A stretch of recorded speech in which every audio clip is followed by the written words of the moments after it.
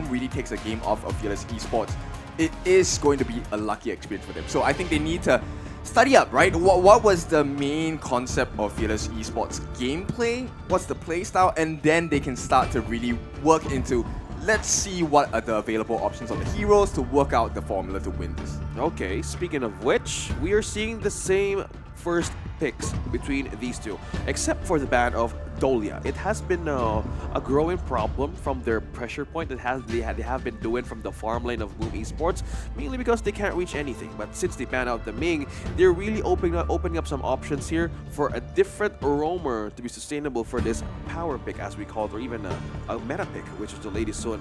Gun and Mo, yep, doing wonders as well for the frontline peel, but not as much if you have backline penetration. So I was about to say backbone, but no. It's just like they need to give that kind of like foundation. And as I gave out that question, Fearless Esports just answered with the Dharma.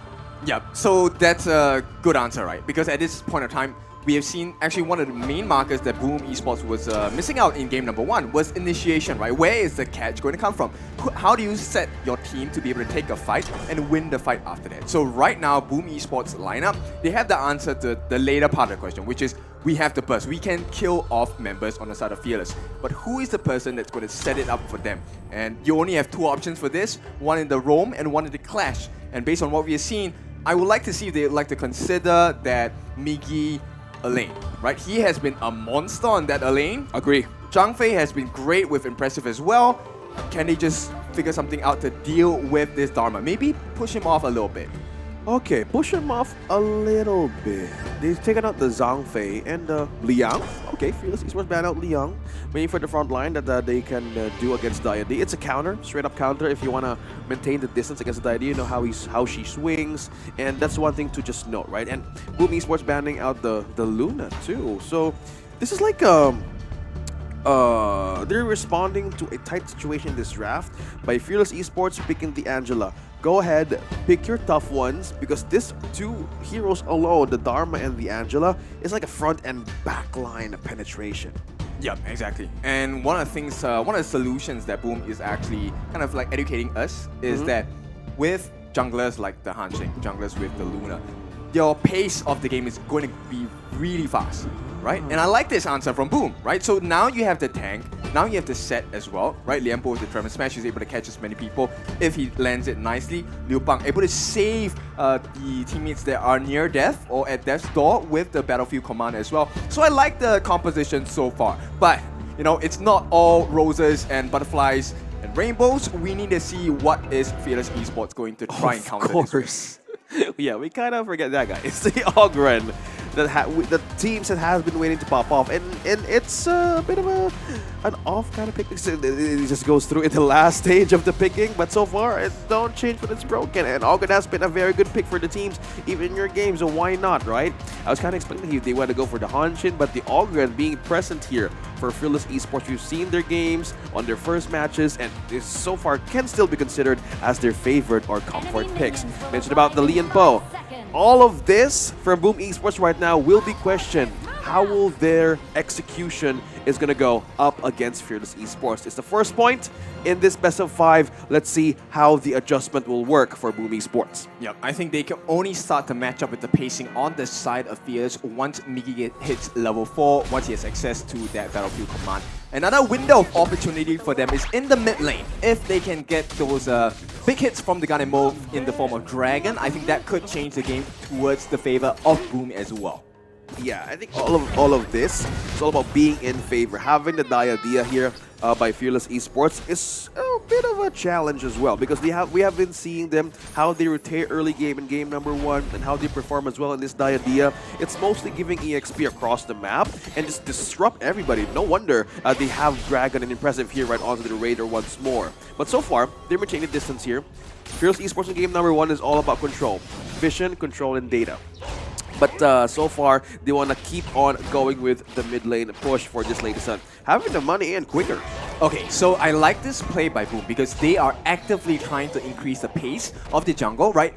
Impressive helps with the Crimson Golem. Earlier in the top, it was Azar helping with the Azure Golem as well. So right now, the rotations coming out from Logistics will be slightly faster on the side of Dao Dao. But Dao Dao being in Ogren, path for passing, really easy access into any lanes that he's looking for as well. Not going to be too much of an aggression at this point. I think at this point, Fearless Esports might want to just be a little bit more patient and hopefully be able to find that opening to be able to get a kill somewhere. Of course, having an Ogren is thus, it's not like having, again, you said flowers and most likely walk on red carpet, right? It requires like a safe distance. You have great initiation as well. Also layering it out with your friends. And it's like we're seeing Fable not hitting at level 4, slowly getting that Blazing Brilliance in. So it's like the zone out that an Ogren can do. So just need to be careful as well. So patient is one thing, but how about for Boom Esports? They're trying to pressure the farm lane as well, but so far, maintaining distance too. But one thing that's being specific here is the positioning of a Xinglin and a Dao Dao, waiting for the objectives to just pop off and not letting go of this side of the map, the left side of the map, because we're seeing Fable as well, joining in the control, not letting go of Vision just yet. Yeah, it's a very important marker for the team, right? They want to make sure they have the ability to match up the pacing in terms of counter plays as well. So if someone gets ganked on the bot, they're going to try something in the top or in the mid as well. And right now, Dao Dao, he's looking to commit, but I don't think he want to go through with this. No, not too deep, right? I mean, there we Xingling, go. no, he missed. Just a little bit too late for Xingling, but the untargetableness comes from Aegis, and it is a fight on two fronts. Widwin looking pretty low as well as Xingling. Oh, first blood goes over to Boom. They pick up another one. It's going to be Azar getting a kill onto Fable and Woodwind. That is a change of tempo right there, and they can still go for KK. Will they go for it though? That was a great way of seeing how Boom Esports wanted to take advantage of the counterplay. He missed by a step, and it was a miscalculation all over from Fearless Esports. Yep, a rare lapse of concentration there, and Xingling actually missed his truth onto the hands of Logistics there, and that really cost them the whole fight, because right now, the lead is probably going to go into the favor of Boom. They are up by 1,000, close to 2,000 gold as well. Yeah, and the gold that's slowly being built here, I believe the opening for Boom Esports was the right term for their lineup. Find an opening, find a mistake that Xingling committed, and you can just literally do a counterplay. And for a presence such as the Gun and Mo and the Lee and Pope, you have heavy crowd control in both, yes, but you need to make sure also on where is Xingling gonna go. Objectives open for Boom to be taken. Tyrant though, an advantage for damage too. Yep, so at this point, they want to extend the lead, both in gold and EXP as well. Right now, I think Fearless, they understand, hey, it's not the time to take too much of a risk. We lose another fight, we're going to be down by 3,000 instead. Yeah. Wow. 3-0. Overlord open too for Fearless Esports, not yet committing just yet, but it's so far it is a great advantage for Boom Esports to just keep on going. This is like a growing edge for the lineup, having the Lady Sun, even for the Lee as well. Maintaining distance control. Okay, the burst ram does come through. Magma Slam as well. There comes a Tremor Smash. It is going to be a big engage here for Boom Esports. Is Dao Dao taking down Impressive though, so it is currently a 2-0 trade. Headed to mess that one up. It kind of whiffed. Wow. Boom was okay, so KK gets taken down. Okay, so they get one of the damage dealers. Okay, even trade. You were asking for it, they got it. Yeah. Fearless Esports, they literally caught KK off guard, and as they build up with this, looks like Boom Esports is finding a crack out of Fearless Esports rotation as they head on to the mid game. Yep, this is what we expect out of Boom Esports as well. We know they are a team with fighting capabilities, and they like to be aggressive as well. It was a little bit of a lack of communication here. RG6 was just a little bit slower on the backlines before coming in with the Unending Sorrow as well. And that really allowed that first kill in the big fight going over to the side of Fearless Esports. But I like this recovery, the fact that they commit the flash by Migi to go in. They needed that kill onto KK, because if they did not, this would not be a big lead at this point. But I also think at that replay, it kind of overshadows what Dragon missed out there, right? He kind of went in and he hesitated, even though the side of Fearless Esports was retreating between T1, T2. He could have got in there and got a few couple blades if he was just a moment earlier, that could have gone heavily in the favor of Boom Esports. Yeah, and missing that window, hey, a bit of a question there though, but they had the power or even the damage to do so, but that kind of window that FEU been given to them is most likely a translation for a comeback for minigames that we see in the skirmishes. But so far, they're protecting this first T1 turret, and they want to keep controlling this, mirroring this lane once more. Oh, Xinling and the Blazing Brilliance comes through, but it is going to be the Battlefield Command that saves the Miggy there. For now, he is into the T1. He is safe and sound on the side of Boom Esports, but that could have been a catch that they didn't want to take. The catch is all about the Dragon and Impressive. What is impressive there is the path of passing. It does come through. Dodo is doing a lot of oppression onto Impressive, uses the Death Precipice, but has to retreat away. Doesn't do enough damage onto the Liempo on his own. Yeah, so far we're looking at the great adjustment here for Boom Esports. They have front line, they have ways to counter the back line as well. The Dharma here is not a joke in the meta right now, and they have really maintaining safe distance for their farm lane to not be taken as of this moment. As we see a change of rotation up top, we are seeing KK also trying to push, and they have successfully taken T1.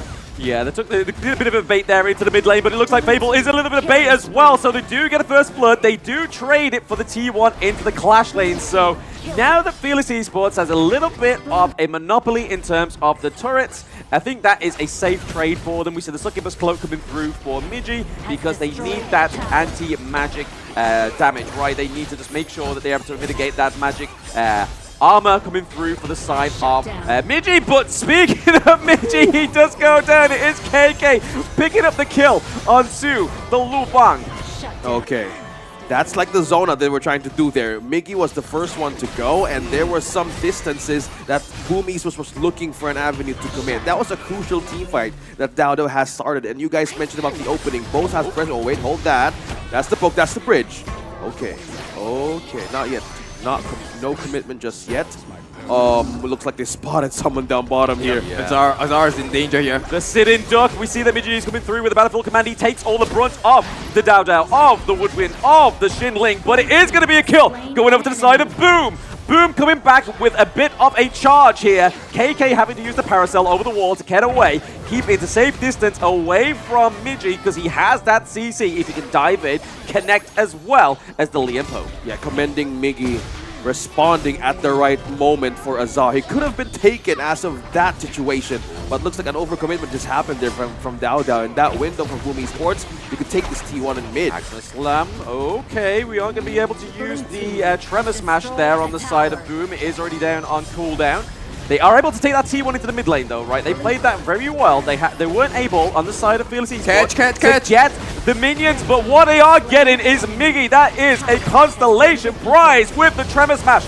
Connecting onto Woodwind, connecting onto Xinling, but now Dowdo has access to your back line. Dragons on the run, back to safety. They're not going to take anything else from this team fight for now. That was so close, man. That flash crowd control by Impressive saved time for Boom Esports to not be taken by the window that Dowdo has created. You pointed correctly. That was so deadly. Yeah, one of the things that I want you to notice is the change in the way that they take the fights, right? Because Dao Dao now is making sure that he's really in the middle of fight before he fully commits that Conductor of Souls. And that's what allows the turnaround, because Boom finds that, hey, Dao Dao is really low. Let's all go on him. But the heals come in, and with the help of Woodwind as well, he gets so much heals and health and shield that suddenly Boom find themselves overextending. Speaking of which, that's the thing that Fearless Esports literally committed, but okay, G6. Impressive. Oh, okay, so Liempo and Migi both going into the back line. That was a nice call, but right now, we do see that Dragon gets taken down, so was it a little bit of a bait on the side of Fearless Esports? They knew that Oppressive was going to go in, and the Battlefield Command at the same time. Xinling looking pretty low. Can they slow him down to get the kill? We see the Hue-1 coming through. Migi getting the kill onto KK and onto... we see that Dharma goes down as well as Zar is picking up some kills. Yeah. I am loving that play. Miggy at G6 just patiently waited for the right moment to use that Battlefield Command with that kind of bait. The play that Boom Esports did really shaken up Fearless Esports. Yeah, speaking of a shake-up here, we do see the path passing. Dowdow is looking pretty low. He doesn't have the Conductor of Souls either, so he does not get the sustain in this team fight. T2 looking to go down here. Boom, having a much better, cleaner play style in this game too. Wow, Boom Esports on the adjustment, on the fly. You were questioning out in the first part, Ken. It is the play style that we wanted to see against Boom Esports. When they knew and they found a vulnerability in this lineup that Fearless Esports has been doing in this game, they literally forced everything out of bad spots that Fearless Esports was so troubled to commit. Yeah, and this is one of the strong points about the Battlefield Command, right? Because from a defensive capability, it is now becoming an offensive one. And I like this fact. This is the reason why Azar was heavily personally banned out. Look at the understanding, the proficiency on the range on Lady Sun with the ultimate shell as well, getting that last bit of a kill. And I think right now, maybe for the first time in a long time, Fearless Esports are out of their depth. Oh, wow. That's a great picture to see here. Like, guys, in a 10-5 scoreline with the items being built up as well, Boom Esports now has the upper hand, the advantage to push Fearless Esports to commit to those mistakes. Because as we look back on that moment, I want to have it on replay. That impressive usage of Battlefield Command, I would really see that sooner in our matches of today. But this is just Boom Esports with a greater adjustment. Meanwhile, Dowdow, exchange here. Just fading out those skills for now, right? I mean, we weren't able to get that Conductor of Souls because that's going to be the important thing into these next few team fights for the Organ and for Fearless Esports to keep into this race. But Boom Esports being very impressive here with the same wombo combo from Liapo and Lupag. It is going to be a 2-0 trade for now as they enter the high ground turret. Boom Esports, triple kill for Azar. Take down the high ground turret. They are approaching the crystal, and it looks like it's not going to be that 3-0 that Fearless Esports destined. And Boom Esports literally denied that call just yet in the best of 5. A better adjustment on playstyle. From the beginning of the draft, I was kind of thinking, how is the Lian going to survive this? Well, hold it. It's the Liu Bang combo we just witnessed today, and it works so well. I want to see more of this, guys. Let's play with that kind of situation. Yep, they were just getting their